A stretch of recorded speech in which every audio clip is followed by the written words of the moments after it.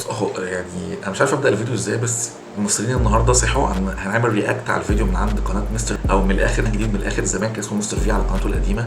فالمصريين النهارده صحوا على خبر غريب خالص، ان رئيس جامعه اكتوبر اتعرضت للسرقه فيه 50 مليون جنيه، 3 مليون دولار. وانت سامع الارقام دي حقيقيه، ده ارقام حقيقيه، واتوجهت وعملت محضر في اسم الشرطه واتهمت فيه حفيدها بالسرقه، وموضوع طويل كده. والموضوع ان الفلوس دي طلعت فلوس الميراث، عشان كان في ناس فاكره ان الفلوس دي بتاعه الجامعات، لكن طلعت حقيقه ان دي الفلوس بتاعه الميراث، دي فلوسها هي، دي فلوسهم هم.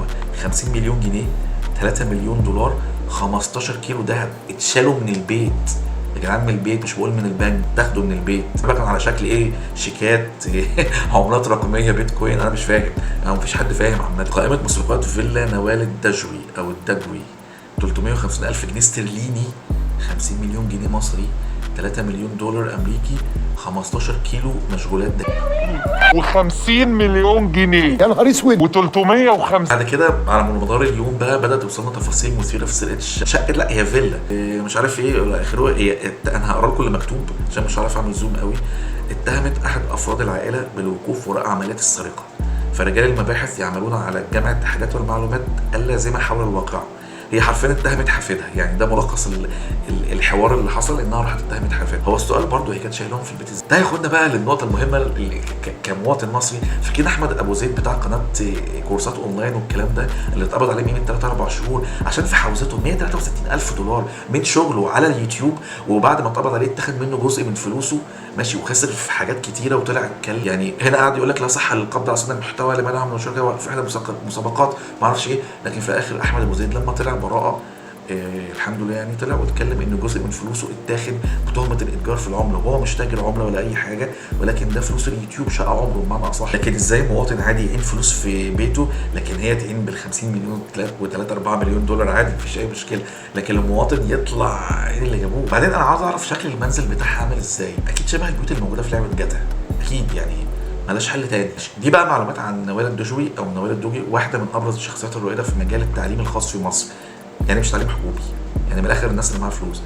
اول من اسس مدرسه لغات مصريه خاصه سنه 1958، وكان وقتها عندها 21 سنه، 21 سنه، وكان عندها بزنس. ده اكيد طالعه من عيله ايام الملوك والحاجات دي. حصلت على الدكتوراه الفخريه من جامعه جرينتش في انجلترا، تم تكريمها من الرئيس السيسي في 2019 كواحده من النماذج النسائيه المشرفه. كل ده ما يلزمناش، انا عاوز الفلوس اللي اتسرقت. بدات حياتها كمدرسه لغه فرنسيه، وكان حلمها تبني نظام تعليمي مختلف في مصر، فبدأ نظام تعليمي قائم على القائمة الكاملة لمصروفات نوال الدجوي أكثر من ربع مليار جنيه. يعني أنت بتخليني بتقول إيه؟ ربع مليار جنيه، ده تشتري نادي ليفربول أو تسدد بيهم ديون نادي الزمالك. أجي لك الزملكاويه في الكومنتات دلوقتي يعلقوا وينسوا أنا زملكاوي أصلا، زملكاوي بالتريق عادي، يعني خد الموضوع في الفن. اولا ربنا يرد لها الفلوس بتاعتها، اذا كانت فلوس ميراث فعلا فاكيد في ناس ليها حق في الفلوس دي كلها.